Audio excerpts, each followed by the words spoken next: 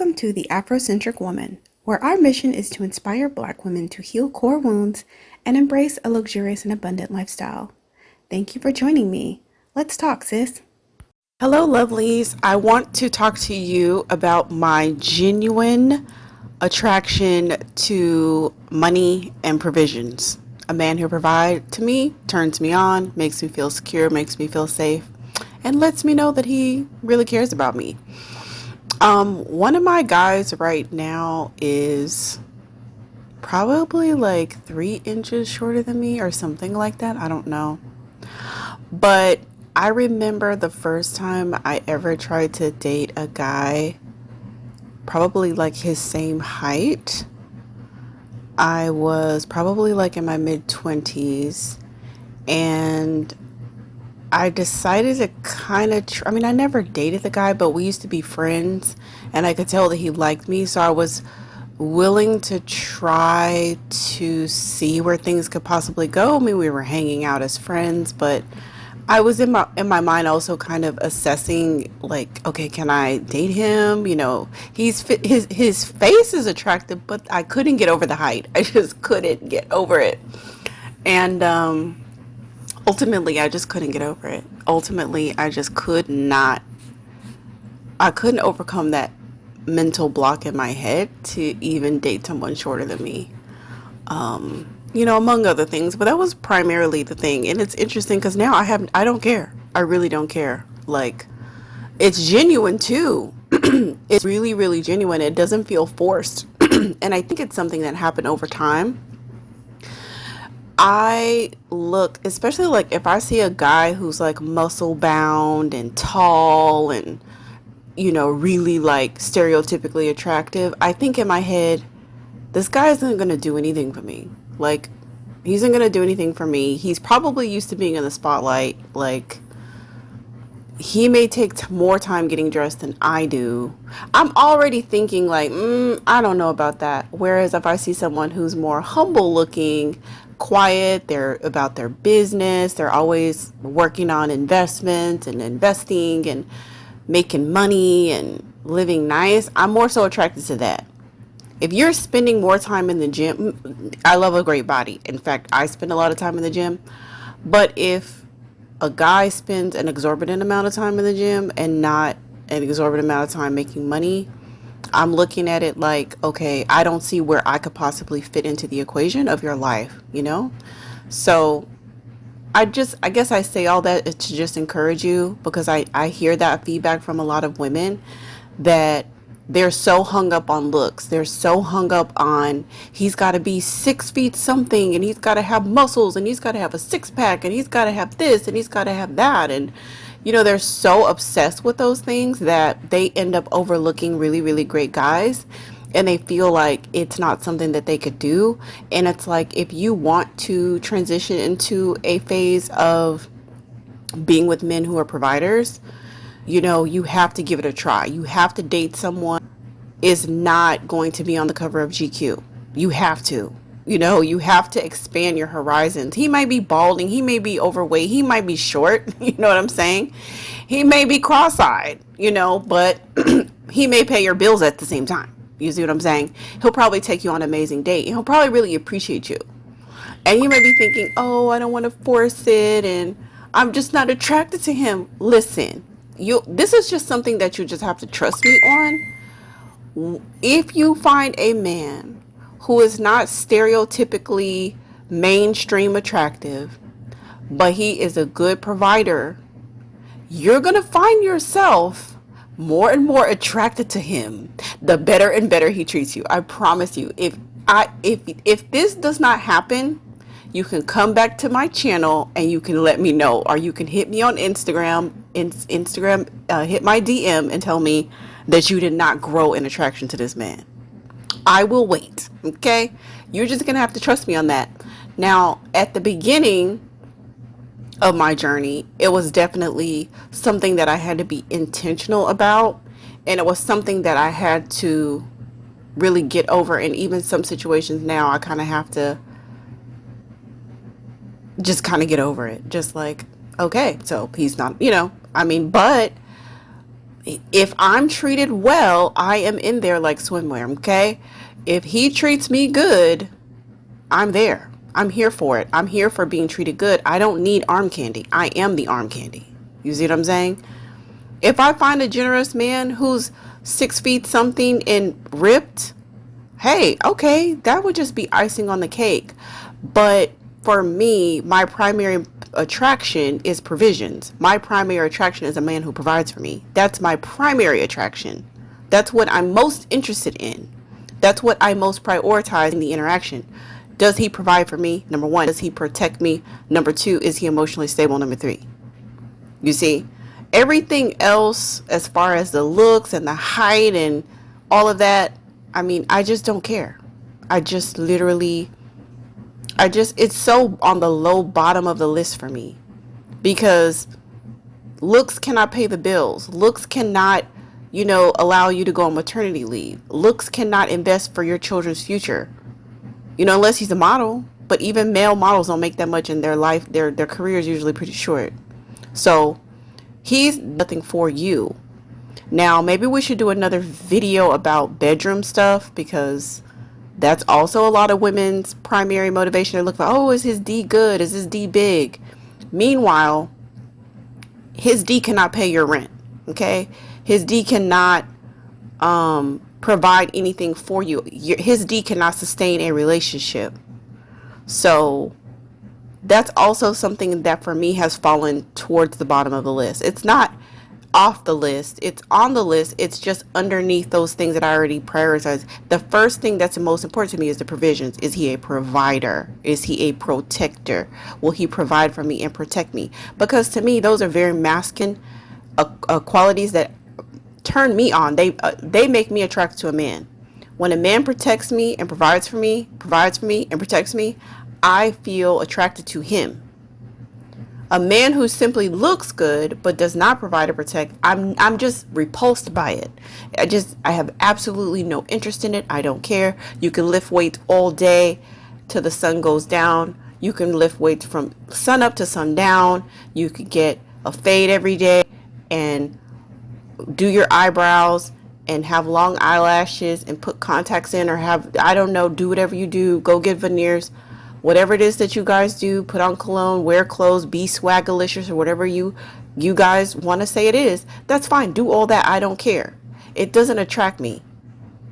I might look at it, oh, he's cute, okay, and just look and just appreciate an attractive human being.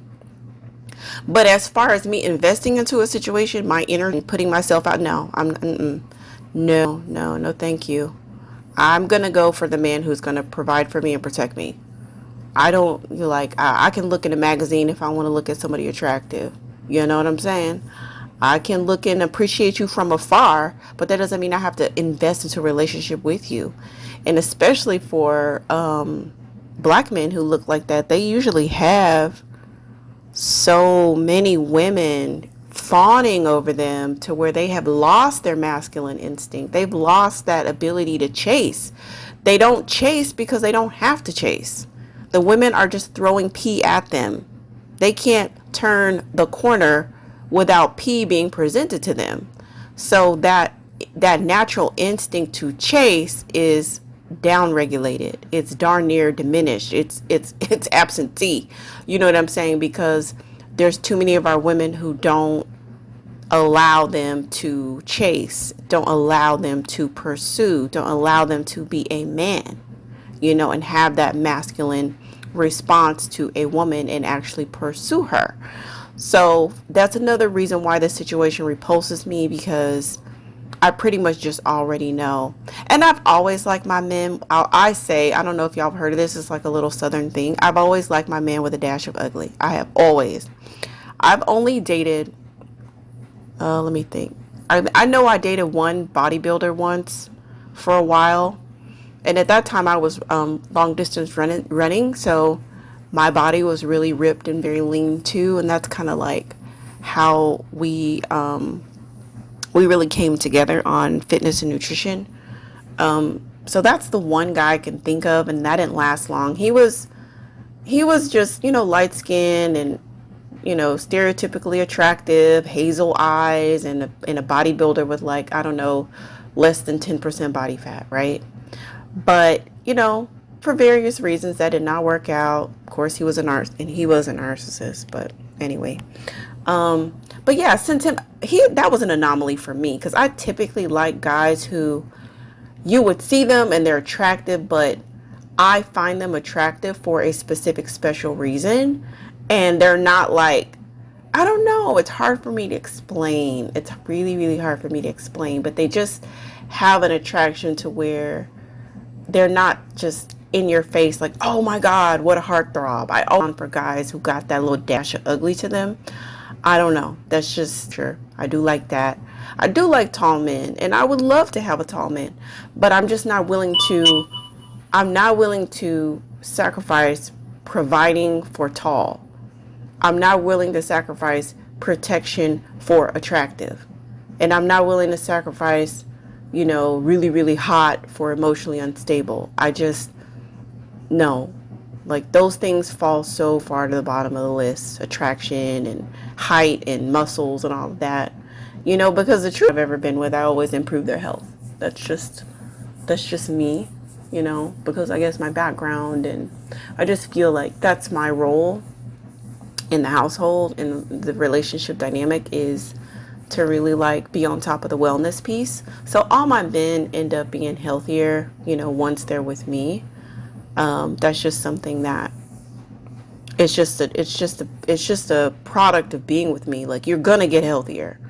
Whether you're a man or you're a woman, mentally, emotionally, and physically, being around me means that you're going to be healthier through interaction, through motivation, through we're going to go exercise. We're going to be drinking water. I'm like, oh, drink water. Let's get something healthy. That's just me. And it's nothing that I have to try to do. I'm just naturally a healthier person. And I tend to, the people who I love, who are around me, bring health and wellness to the table. So all my men get better once they're with me. So that's like it's not a a deal breaker for me to get someone who maybe not in the best health, maybe be a little bit overweight or whatever the case may be. Now, I do kind of think about, this is a bit of a side note, but I do kind of think about like, how unhealthy have you been living and for how long? Because I know that there is a cumulative effect in the body as far as the wear and tear, and if you've been really, really neglectful about your health or abusive to your body. I do take that into consideration because I think, okay, especially if I'm dating an older man, I'm thinking, okay, well, your body's about to really start breaking down. Like, how much would it take me to take care of you? Like, how many resources would that require? Because if it's going to take a lot of resources for me just to simply take care of you, then that means that there's going to be less resources for me and my children, right? If you've really been abusive to your body, like, I don't know, I think about those. So that's the end of the side note. So I say all that to say, to just encourage you to not overlook a guy who's shorter, who may be balding, who you may not initially be attractive to. He looks like a nerd. He looks like a geek or whatever. The geeks and the nerds are the best ones. They're the ones making money. Don't overlook these guys, and the guys who spend all the time in the gym womanizing, running through women and calling women all kinds of names and telling you that you're worthless. Those are not the guys that, yeah, they may be attractive, they may not be attractive, but those are not the guys that you want to go for. You want to go for those guys who you would like, what, this is outside my box. Maybe it might be even a race thing. Like, don't peg yourself just to black men. You're like, I'm not attracted to white men. I'm not attracted to Indian guys. I'm not attracted to Latinos. I'm not attracted to this and that. I don't want to date a European. Listen. You might not be attracted to a white guy. You might not be attracted to, a European guy or whatever. But if you go and you get treated well and you get respect that a black man won't give you, you never know if your attraction might grow for that guy. So I would say have an open mind. Even if you don't feel like it, just try it out. Try to have an open mind and see where it goes. And then don't set yourself up to where like, oh, if the guy does like, one thing that you don't like, like, oh, see there, that's why I can't date white men. Never again. Like, no, because how many black men have done you wrong and you haven't given up on them? Okay. How many black men have abused you, have lied to you, have exploited you, have degraded you, and you don't give up on them? So why are you going to go out on 1 or 2 or 3 dates with a white guy and it didn't go perfectly, and then you're just ready to write them off altogether? So no, I would say give it equal opportunity, open up your mind, expand your options, and see and prioritize provisions and see how it goes for you. And when you do, come back, leave a comment, let me know how it goes, or hit up my IG and let me know how your date went. I so look forward to reading your comments. Peace. Thank you so much for sharing your time and attention with the Afrocentric Woman. Special gratitude to our subscribers. If you'd like to stay connected with this channel and you haven't subscribed yet, please do so by hitting the subscribe button and the notification bell. If you like this content, please hit the like button. If you have any comments or thoughts about the content shared, please drop down into the comment section and let us know. Remember, you are worthy, you are enough, you are unique, and you are lovable. And I appreciate you.